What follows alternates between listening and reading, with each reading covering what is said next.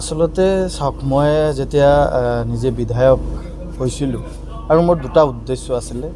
এটা হৈছে শিক্ষা জগতখনক আগুৱাই লৈ যোৱা আৰু দ্বিতীয়টো হৈছে কৰ্মসংস্থানৰ ব্যৱস্থা কৰা। এই দুটা উদ্দেশ্যলৈ মই আগবাঢ়ি যাব বুলি মই প্ৰতিশ্ৰুতি দিছিলোঁ আৰু ঠিক তেনেকৈ মই চেষ্টা কৰি আছোঁ। কিমান দূৰ সফল হৈছোঁ ক'ব নোৱাৰোঁ আজিলৈকে। কৰ্মসংস্থান তেনেকৈ মই ব্যক্তিগতভাৱে এতিয়াও তেনেকৈ গঢ়ি উঠাব পৰা নাই, কিন্তু শিক্ষা ব্যৱস্থা কিছু হ'লেও উন্নয়ন কৰিব পাৰিছোঁ বুলি মই মানে আশাবাদী। আৰু ভৱিষ্যতলৈ ছাত্ৰ ছাত্ৰীসকলে বা আমাৰ যুৱ প্ৰজন্মই এটা সফল দিশত যাতে যাব পাৰে, তাৰ কাৰণে বিশেষকৈ আমি আমাৰ অসমৰ বিশিষ্ট বক্তা সাহিত্যিক আমাৰ দিগন্ত বিশ্বজিৎ শৰ্মা ডাঙৰীয়াক মই মাতিছিলোঁ আৰু তেওঁ মোৰ এটা ফোন কলতে সঁহাৰি দিছিলে। তাৰ কাৰণে মই তেওঁক কৃতজ্ঞতা জনাইছোঁ। এইকাৰণে যে তেওঁৰ অমূল্য সময় নষ্ট কৰি আমাৰ এই বিজনী ভিতৰুৱা অঞ্চল এঠাইত আহি আমাৰ বিজনী কলেজৰ অডিটৰিয়াম হলত যিসকল কৃতি ছাত্ৰ ছাত্ৰী আছে তেওঁলোকৰ উদ্দেশ্যে তেওঁলোকৰ ভৱিষ্যত কেনেকৈ গঢ় দিব পাৰিব, তেওঁলোকৰ ভৱিষ্যত কেনেকৈ উজ্জ্বল হ'ব, তেওঁলোকে কি ৰাস্তাত গ'লে তেওঁলোকে সঠিক ৰাস্তাত যাব পাৰিব, কিছুমান কথা তেওঁৰ বক্তব্যৰ মাজেৰে তেওঁলোকক প্ৰেৰণাদায়কমূলক বা তেওঁলোকে যাতে সমাজৰ লগত মিলি সমাজৰ হৈ দেশৰ হৈ কাম কৰি যাব পাৰে ভৱিষ্যতলৈ, সেই কথাবোৰ প্ৰতিটো কথাই তেওঁলোকে কৰিছে। আৰু কোৱাৰ পিছত ছাত্ৰ ছাত্ৰীসকলক মই চাইছোঁ যে প্ৰতিটো ছাত্ৰ ছাত্ৰীয়ে হৃদয়ংগম কৰিব পাৰিছে। এটা ছাত্ৰ ছাত্ৰী এক ছেকেণ্ডৰ কাৰণে উঠি যোৱা নাই। সেই প্ৰতিটো কথাই যদি তেওঁলোকে হৃদয়ংগম কৰিছে আৰু নিশ্চয়কৈ কৰিবই, আৰু তেওঁলোকৰ ভৱিষ্যত চলাৰ পথত এই কথাবোৰ এদিন নহয় এদিন এটা সফল ৰূপ দিব পাৰিব তেওঁলোকৰ জীৱনৰ উজ্জ্বলৰ ক্ষেত্ৰত। মই ভাবোঁ যে আজি বিজনী কলেজত হৈছে তেনেকৈ মই ভৱিষ্যতলৈ বিভিন্ন স্কুলতো এনেকুৱা এটা যাতে ছাত্ৰ ছাত্ৰীসকলে প্ৰেৰণা পায় তেনেকুৱা আমি কিছুমান সুবক্তা আছে তেওঁলোকক আনি পেলাই যদি সেই তেওঁলোকৰ বক্তব্যৰ মাজতে প্ৰেৰণা দিব পাৰোঁ, তেওঁলোকক উৎসাহিত কৰিব পাৰোঁ, নিশ্চয়কৈ তেওঁলোকে এদিন আমাৰ এই সমাজক নেতৃত্ব দিব পাৰিব, আমাৰ দেশক আগুৱাই লৈ যাব পাৰিব। সেই আশাৰে মই এই সম্বৰ্ধনা অনুষ্ঠানটো কৰিছিলোঁ। আৰু বিশেষকৈ যিসকল ছাত্ৰ ছাত্ৰীয়ে হয়তো ৰিজাল্ট ভাল কৰিব পৰা নাই তেওঁলোকলৈও মই অনুৰোধ কৰিছোঁ বা তেওঁলোকলৈও মই এনেকুৱা এটা প্ৰগ্ৰাম ৰাখিম বুলি ইতিমধ্যে ভাবিছোঁ। তেওঁলোককো যাতে মন দুৰ্বল হৈ নাযায় বা তেওঁলোকৰ শিক্ষা জীৱনত শেষ কৰি নিদিয়ে, তাৰ কাৰণে আগুৱাই যোৱাৰ কাৰণে তেওঁলোককো প্ৰেৰণা দিয়াৰ কাৰণে আমি এটা ব্যৱস্থা কৰিম আগন্তুক দিনত। আৰু সেই তেনে ক্ষেত্ৰতো আপোনালোকৰ বিশেষকৈ আমাৰ মিডিয়া বন্ধুসকলৰ সহায় লাগিব আৰু আপোনালোকেও সহায় কৰিব লাগিব। ইতিমধ্যে আপোনালোকক সহায় কৰিছে। আমি তেনেকৈ লাহে লাহে হয়তো আমি শিক্ষা জগতখনক চিৰাঙক আগুৱাই লৈ যাব পাৰিম বা বিজনীক আগুৱাই লৈ যাব পাৰিম। কাৰণ যোৱাবাৰ আপোনালোকে জানে যে আমাৰ অসমৰ আটাইতকৈ যিমানখিনি জিলা আছিলে আটাইতকৈ তলৰ জিলাটো আছিলে চিৰাং, আৰু এইবুলি আটাইতকৈ শীৰ্ষস্থান পাবলৈ সক্ষম হৈছে। এনেকৈ যদি আমি আগবাঢ়ি যাব পাৰোঁ লাহে লাহে, আমি ভাবোঁ যে আমাৰ শীৰ্ষস্থান সদায় অব্যাহত থাকিব। এইখিনি সকলোকে আপোনালোকলৈ অনুৰোধ জনাইছোঁ যে আপোনালোকেও যাতে ছাত্ৰ ছাত্ৰীক উৎসাহ দিয়াৰ কাৰণে আপোনালোকেও বিভিন্ন সময়ত যদি আমাৰো কিছু কৰিবলগীয়া থাকে সেইখিনি আপোনালোকৰ সংবাদ জগতৰ মাজত যদি তুলি ধৰে আমি কৰাৰ চেষ্টা কৰিম। মই প্ৰথমতে ইয়াততো ভাষণত আমি ক'লোৱেই, কিন্তু মই প্ৰথমতে আমাৰ বিজনী সমষ্টিৰ সন্মানীয় বিধায়ক অজয় কুমাৰ ৰয় মহোদয়ক ধন্যবাদ দিছোঁ। মই কৃতজ্ঞতা জ্ঞাপন কৰিছোঁ এনেধৰণৰ সম্বৰ্ধনা অনুষ্ঠানত, কৃতি ছাত্ৰ ছাত্ৰীৰ সম্বৰ্ধনা অনুষ্ঠানত আমাৰ দৰে অভাজনক মাতি আনি দুআষাৰ ক'বলৈ সুযোগ দিয়াৰ বাবে।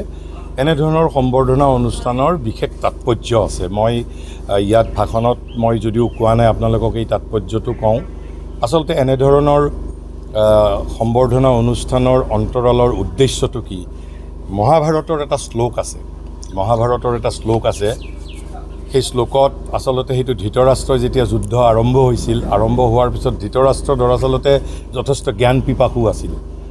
ধৃতৰাষ্ট্ৰই ঋষিসকলক মাতি আনি বিভিন্ন জীৱন জগতৰ বিষয়ে কিছুমান কথা সুধিছিল। আৰু তেনেকুৱা এটা শ্লোকতেই আমাৰ মহাভাৰতৰ সেই শ্লোক এটা আছে, কৈছে যে যিকোনো বিদ্যাত বা যিকোনো কাৰ্যত সফলতা লাভ কৰিবৰ বাবে আমাক কি কি সহায়ৰ প্ৰয়োজন হয়। আৰু মহাভাৰতত কৈছে আমাক 4টা বস্তুৰ প্ৰয়োজন হয়। 4টা বস্তু কি প্ৰয়োজন হয় কৈছে, প্ৰথমটো হ'ল আমাক শাস্ত্ৰ লাগিব। শাস্ত্ৰ মানে কি? জ্ঞান, এটা বিষয়ৰ জ্ঞান, শাস্ত্ৰ। 2 নম্বৰ কৈছে কি লাগিব? আমাক গুৰু লাগিব বুলি কৈছে। এই শাস্ত্ৰ আৰু গুৰুৰ বিষয়েও বেলেগ বেলেগ ব্যাখ্যা আছে, সেইটো মই ক'বলৈ নাযাওঁ। 3 নম্বৰ কৈছে কাল, সময়ৰ আগত একো নহয়, এটা কাল, এটা সহায়, সময়, তাৰ এটা প্ৰত্যেক কামৰেই সম্পাদন হোৱাৰ এটা কাল থাকে। কিন্তু আমি যদি সমাজৰ মানুহ হিচাপে যদি বিবেচনা কৰোঁ, তেনেহ'লে ছাত্ৰ ছাত্ৰীসকলে সফলতা লাভ কৰাৰ বাবে এই 4টা বস্তুৰ এই 3টা বস্তু আমাৰ হাতত নাই। কাল আমাৰ হাতত নাই, শাস্ত্ৰ আমাৰ হাতত নাই, গুৰু আনকি আমাৰ হাতত নাই। তেনেহ'লে আমি ছাত্ৰ ছাত্ৰীসকলক কি দিব পাৰোঁ? মহাভাৰতে কৈছে যে 4 নম্বৰ যিটো সহায় সেইটো কৈছে যে উৎসাহ। আমি যদি নৱপ্ৰজন্মক উৎসাহিত যদি কৰিব পাৰোঁ, আমাৰ কেৱল মাত্ৰ আমি ছাত্ৰ ছাত্ৰীক উৎসাহিত কৰিব পাৰিব লাগে, কৃতি ছাত্ৰ ছাত্ৰীসকলক উৎসাহিত কৰিব পাৰে। গতিকে এই ধৰণৰ যে সম্বৰ্ধনা যিবোৰ অনুষ্ঠান আমি আজিকালি আয়োজন কৰোঁ, ছাত্ৰ ছাত্ৰীসকল দৰাচলতে উৎসাহিত হয়। সেই উৎসাহিত কৰিব পাৰিলেই তেওঁলোকে ভৱিষ্যত জীৱনত উত্তৰোত্তৰ তেওঁলোকৰ উন্নতি হ'ব। আৰু মই বিশেষভাৱে তেওঁলোকক সম্বৰ্ধনা জনাইছোঁ, মই কৃতজ্ঞতা জনাইছোঁ। আৰু সম্বৰ্ধিত যিসকল ছাত্ৰ ছাত্ৰী তেওঁলোকৰ বাবে মই তেওঁলোকক ধন্যবাদ দিছোঁ, অভিনন্দন জনাইছোঁ। আৰু মই ভগৱানৰ ওচৰত প্ৰাৰ্থনা কৰিছোঁ তেওঁলোকৰ যিটো ভৱিষ্যত জীৱন সত্যময় হওক, আলোকময় হওক, আনন্দময় হওক, অমৃতময় হওক আৰু তেওঁলোকৰ জীৱন সুখময় হওক, সেইখিনি মই ভগৱানৰ ওচৰত প্ৰাৰ্থনা কৰিছোঁ।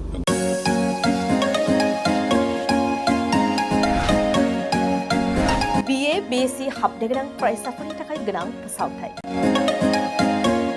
गसाइगाव जारागुरि गोविंद बसुमतारी फरायसालिमायाव BA BSc डिग्रीनि मुं थिसननाया सोलिगासिनो। गिबिसिन मुं थिसनहैनाय सा 150सिम फरायसाफोरा बेसेन नाङाजासे मुं थिसननो हागोन। 150निफ्राय 200 सानि गेजेराव 75% रेहाय, 201निफ्राय 250सिम 50% रेहाय आरो 251निफ्राय 600नि गेजेराव मुं थिसननायनि रांखौ 25% रेहाय होनाय जागोन। जारागुरि गोविंद बसुमतारी फरायसालिमाया बड'लेण्ड मुलुगसोलोंसालिजों गनायथि होजानाय गुनगोनां फोरोंगिरिफोरजों लोगोसे फरायसाफोरनि गाहाम सुबिदा गोनां फरायसालिमा।